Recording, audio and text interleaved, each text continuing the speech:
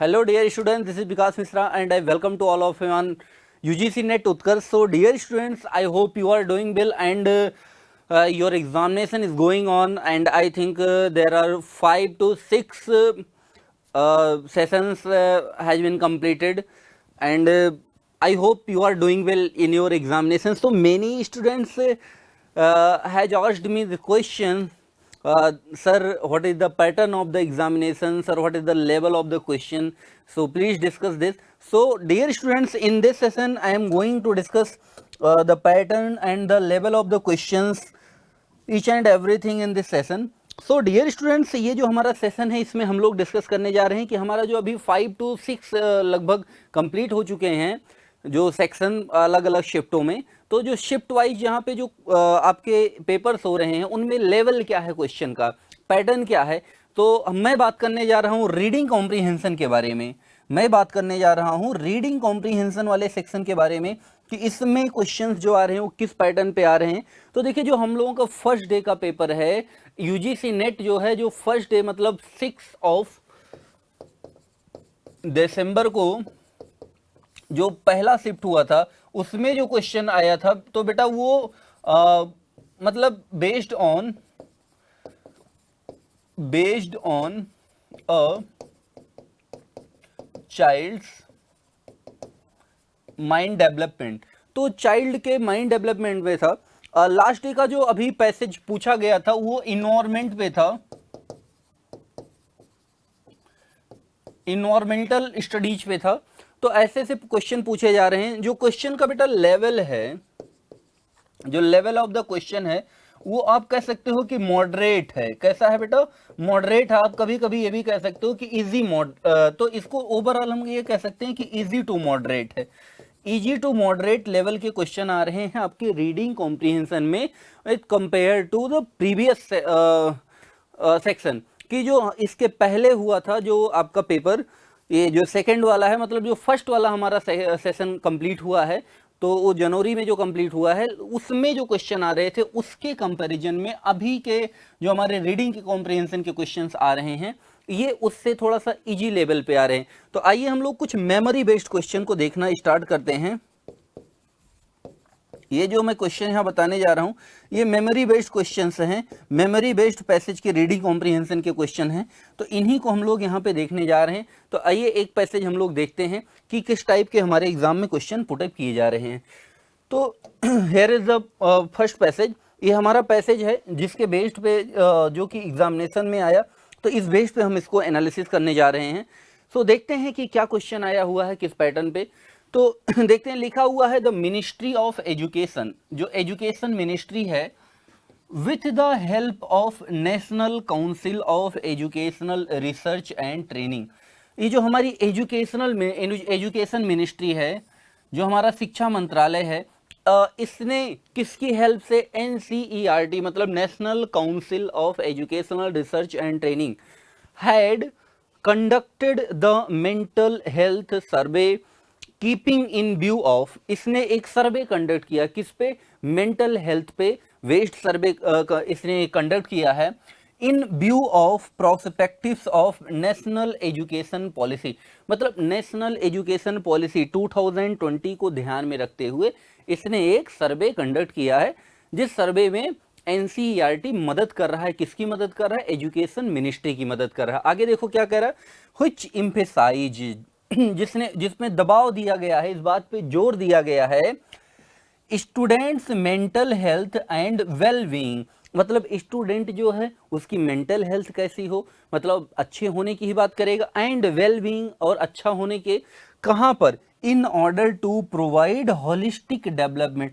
मतलब संपूर्ण पूरी तरह से किसी स्टूडेंट का, किसी बच्चे का डेवलपमेंट हो, इसको ध्यान में रखते हुए पूरी तरह से, मतलब उसका जो सोशल डेवलपमेंट है, सोसाइटी कैसी है, उसका जो मेंटल डेवलपमेंट है, फिजिकल डेवलपमेंट है, इन सभी चीज़ों को ध्यान में रखते हुए उसने एक सर्वे कंडक्ट किया. आगे उसने इस पे एम्फेसाइज किया, दबाव दिया है. आगे लिखा है the survey was undertaken to explore the perception of student.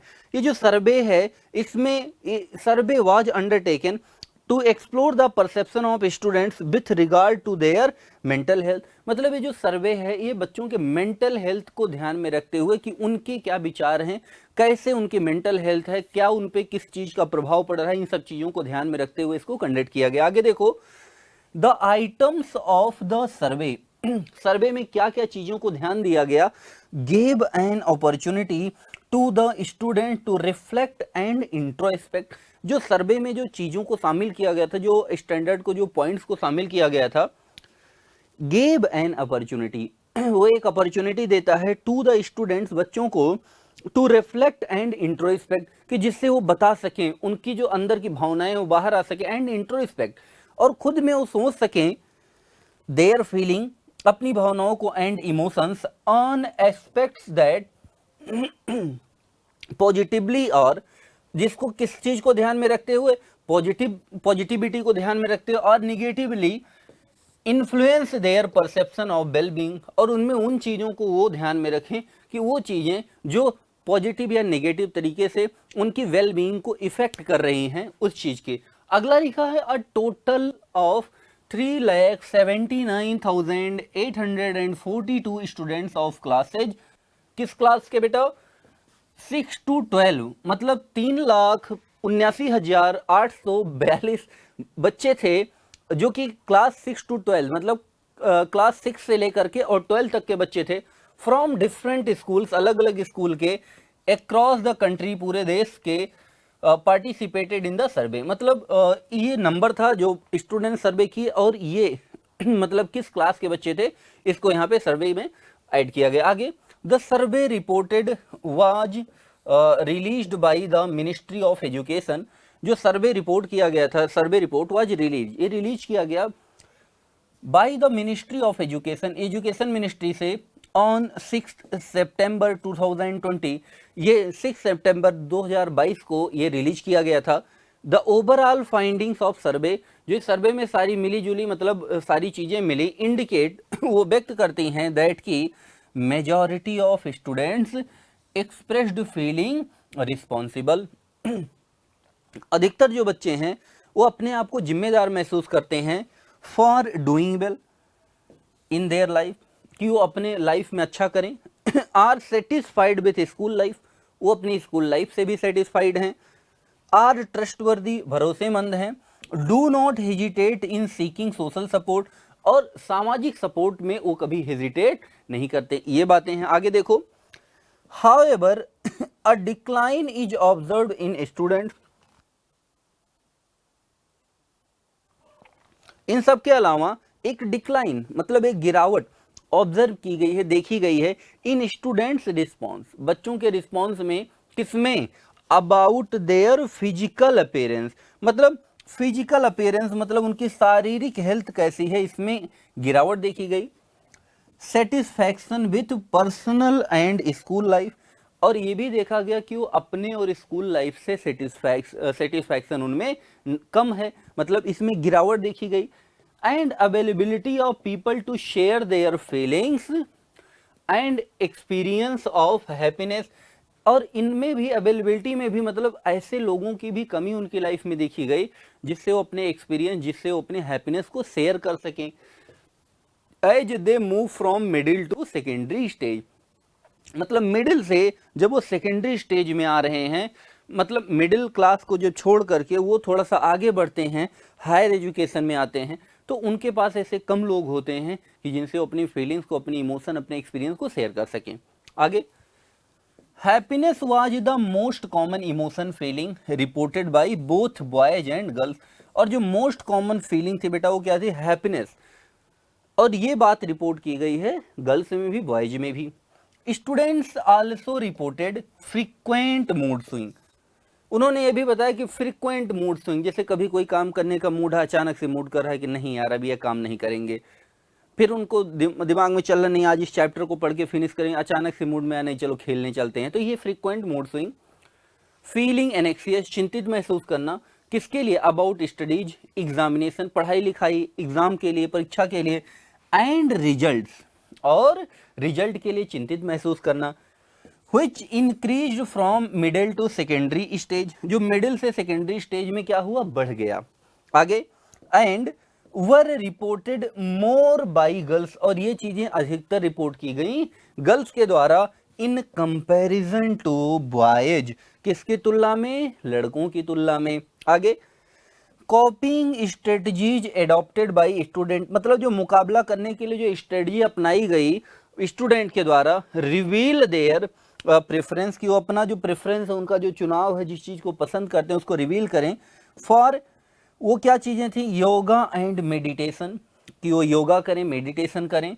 Changing the way, मतलब उस रास्ते को चेंज करें, दे थिंक, जैसा वो सोचते हैं। अगला, राइटिंग जर्नल्स, मतलब जर्नल जो पत्रिकाएं छोटी छोटी, मतलब जो चीजें लिखी जाती हैं उसको। एंड सेल्फ रिफ्लेक्शन, और सेल्फ रिफ्लेक्शन मतलब अपने आप को जो व्यक्त कर रहे हैं, वो अपने मन में जो चीजें हैं उनको वो व्यक्त करें, उनको भावनाओं को अपने खुले रूप से प्रदर्शित करें। ठीक है, तो ये सारा का सारा हमारा पैसेज था। आइए देखते हैं कि इसमें किस टाइप के क्वेश्चंस पूछे गए हैं और वन बाय वन आंसर देते हैं। तो देखो, according to the passage, which organization conducted the survey of mental health survey keeping in view of prospective of national education policy 2020, national education policy 2020 को ध्यान में रखते हुए कौन कौन सी चीजें, मतलब किसने ये सर्वे कंडक्ट किया। तो मिनिस्ट्री ऑफ कॉमर्स, इसकी बात ही नहीं की गई। Ministry of education, no doubt इसकी बात की गई, लेकिन वर्ल्ड बैंक की कहीं नहीं बात की गई, तो ये भी कैंसिल। और अगला लिखा ministry of education with the help of NCERT, ये बात तो सही है। और आगे बोथ ए एंड बी, तो ए एंड बी दोनों गलत हैं, तो बेस्ट ऑप्शन कौन सा होगा, C is the right option. So option number D, C is the right option. Now come to the next question. Here is the next question, question number second. लिखा हुआ है यहाँ पे बेटा, which is the correct statement according to the passage, मतलब passage में जो बातें कही गई हैं उसके बेस्ड पे कौन सा ऐसा ऑप्शन है जो करेक्ट है। आओ देखते हैं।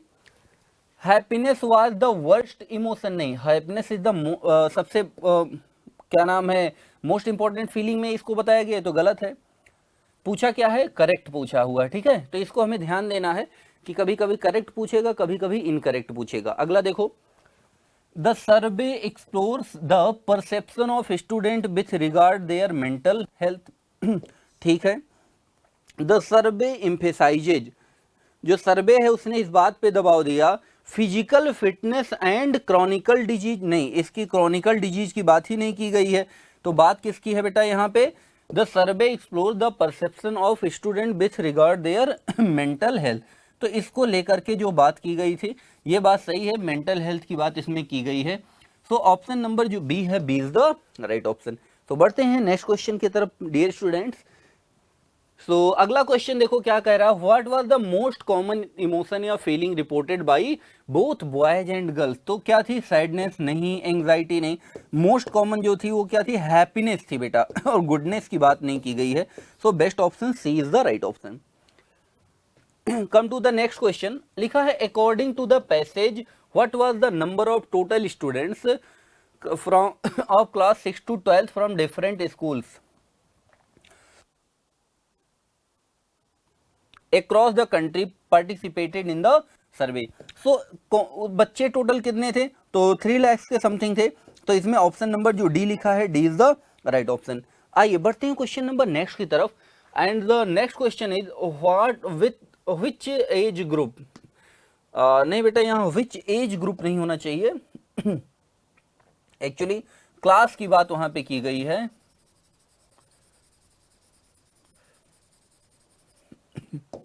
तो वहां पे बात किसकी की गई, क्लास की बात की गई है। तो यहां पे मैं क्लास लिख दे रहा हूं, ठीक है।